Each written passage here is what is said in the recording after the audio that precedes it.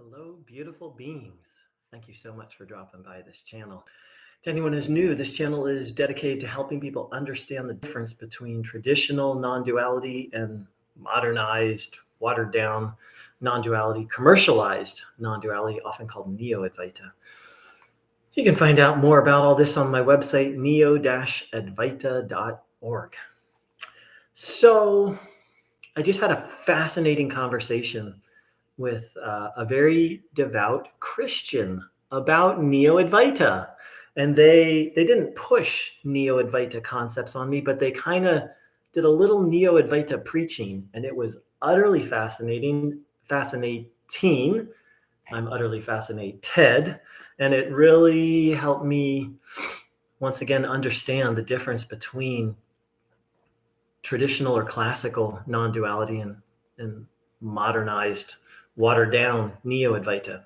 But first, one of the key differences between the two is preparatory practices. In traditional Advaita Vedanta, traditional non-duality, you don't do self-inquiry and you don't get into the deep philosophical inquiry, whereas, self-inquiry is kind of a meditative practice, and the philosophical inquiry of, what am I? What is the reality of this world, and so forth and so on. You don't get into that without a lot of preparatory practices and foundation, and you do it under the direct, one-on-one guidance of a guru.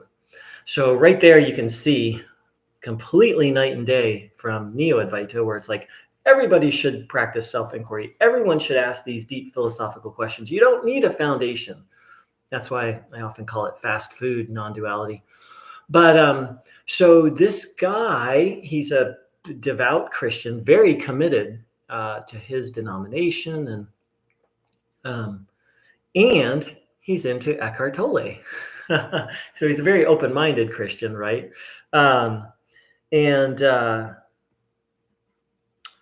he asked me if I'd read Eckhart Tolle, and I was like, and I have a lot of respect for some of Eckhart Tolle's words, but some of it's just straight up, bad non-duality, Neo-Advaita. And so my stomach was like, But so I listened to him talk for a little bit about his understanding of the Neo-Advaita. I'm not even going to call it non-dual concepts that Eckhart Tolle teaches about, how this false self and the pain body and disidentification and dying to that. And so I'm going to talk for a minute or two. It was all stuff that I had heard before in Neo-Advaita satsangs and heard a little bit in traditional Advaita teachings. But the thing is the energy was completely different. Like this guy was he was just sharing something that had been helpful for him. He wasn't pushing. He wasn't trying to convert. Well, maybe a little bit, just a little. So that was the first thing is most people, when I talk to them who are into Neo-Advaita, it's like their religion. They're like, this is the absolute truth. You should believe this. And they're trying to convince me. This guy was more just like, hey, I found this really helpful. And the other thing is he has a religion. He literally has a religion. He's deeply grounded in a very specific Christian denomination, which in my view it's actually a pretty grounded, balanced denomination. And so he was it's almost like these teachings were just like, they helped him practice his faith a little more, but with Neo-Advaita, the Neo-Advaita ideas become the person's religion, and they become the person's identity. Like a lot of people who are into Neo-Advaita, they literally cannot have a conversation without talking about Neo-Advaita concepts. It's fascinating and kind of scary, actually. But and after I listened to him, I said to him, I'm like, hey, I practiced and studied a very unhealthy version of these ideas. Like I didn't criticize him. I didn't criticize Eckhart Tolle, which is huge progress on my end. I was like, I practiced a very unbalanced, unhealthy version of everything you've just talked about. And it really messed with me. you know? So where I'm at right now is just, because he talked about, you know, disidentifying with the natural man, which means our desires and our feelings in his tradition. I was like, where I'm at now is I'm just trying to get in touch with my feelings and who I am as a human being and what I like and what I don't like. And I said to him, can you imagine?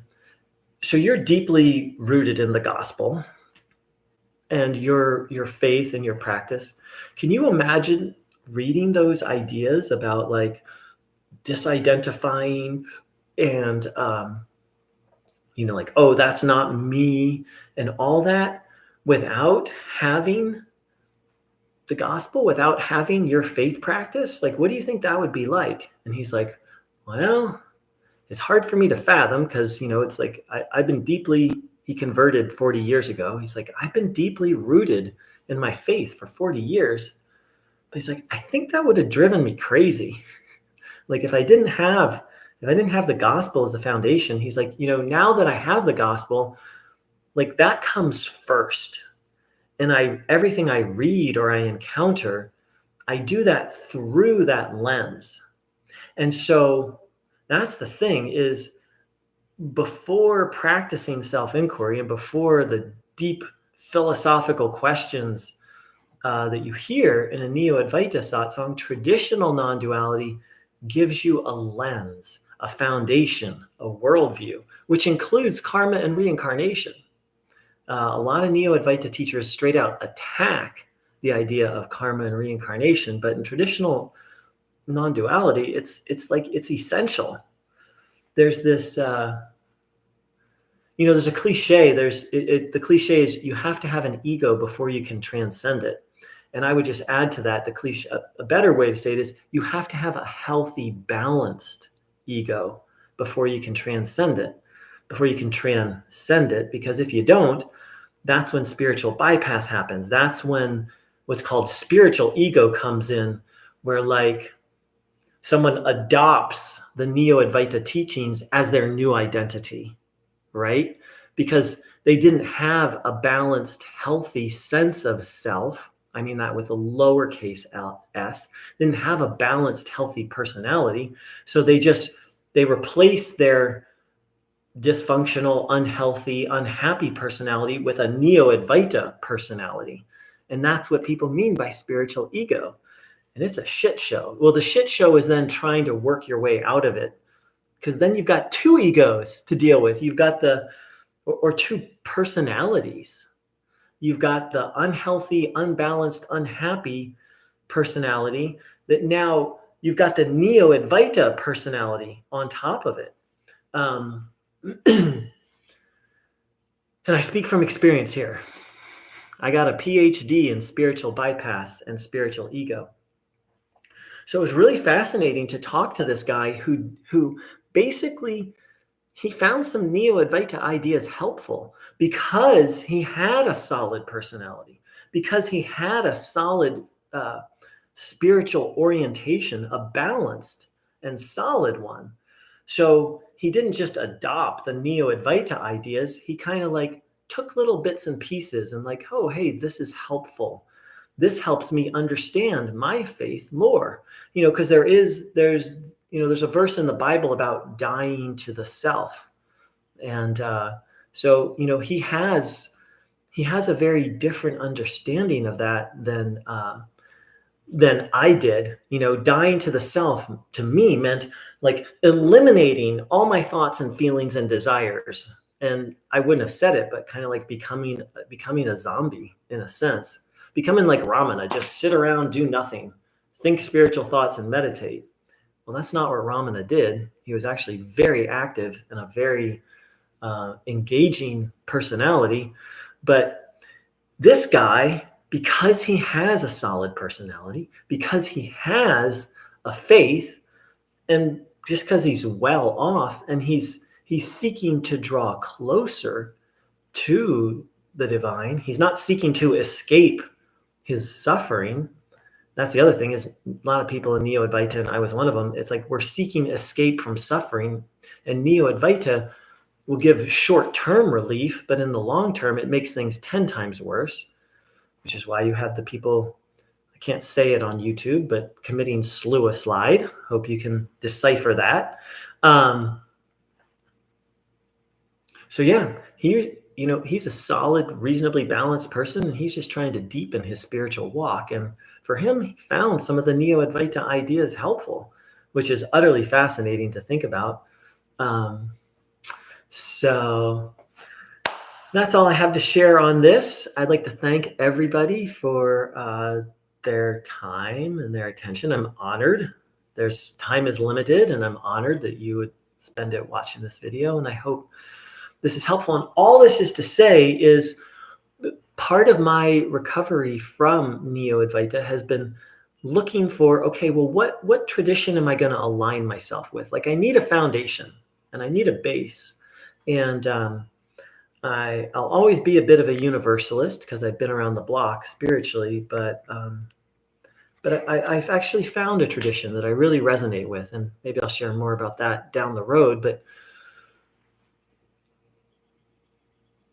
I think, it's hard for me to end these videos because there's so much I want to say. In the traditional Buddhist Eightfold Path, right view is considered the first step towards enlightenment. And so what is right view? Well, that's a deep topic, but right view is about having a basic paradigm about the universe, and also having a basic moral paradigm. And without that, I just absorbed Neo-Advaita, and it just became, it's like I became the Neo-Advaita teachings. And A, they're distorted and diluted, but B, a spiritual teaching is not supposed to be our personality. That's not how personality works.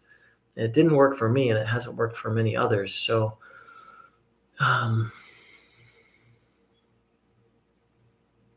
yeah, those are my thoughts this morning. Thank you so very much for dropping by. Wish everyone a blessed, blessed day. Take care.